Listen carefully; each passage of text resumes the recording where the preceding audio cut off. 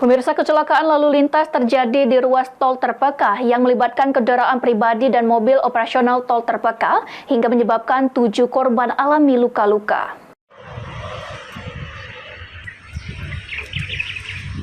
Kecelakaan lalu lintas di ruas tol Terbanggi Besar, Pematang Panggang, Kayu Agung melibatkan kendaraan pribadi dan mobil patroli operasional milik PT Hutama Karya dan kini masih dalam penanganan unit Laka dan Gakum Satlantas Polres Oki. Sopir mobil patroli tol kini sudah ditahan polisi akibat kecelakaan tersebut yang mengakibatkan 7 orang alami luka-luka dan harus menjalani perawatan di rumah sakit. Dijelaskan Kasat Lantas Polres Oki AKP Joko Edi Santoso, kecelakaan berawal saat mobil patroli hendak memutar arah untuk memberi bantuan kepada pengguna jalan tol di kilometer 306, namun saat itu melaju mobil Kijang nomor polisi BE 1361 AAL hingga terjadilah ketabrakan.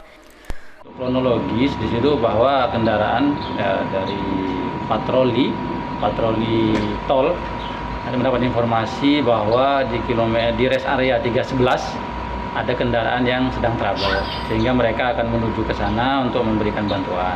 Namun saat hendak putar balik di titik yang memang dipergunakan untuk putar balik oleh petugas di situ kurang hati-hati sehingga terjadilah crash dengan kendaraan yang satunya.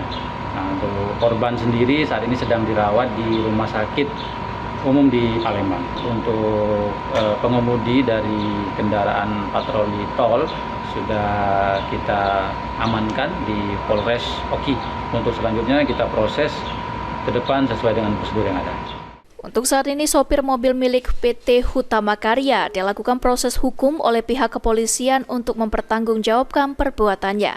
Novan Wijaya, PAL TV.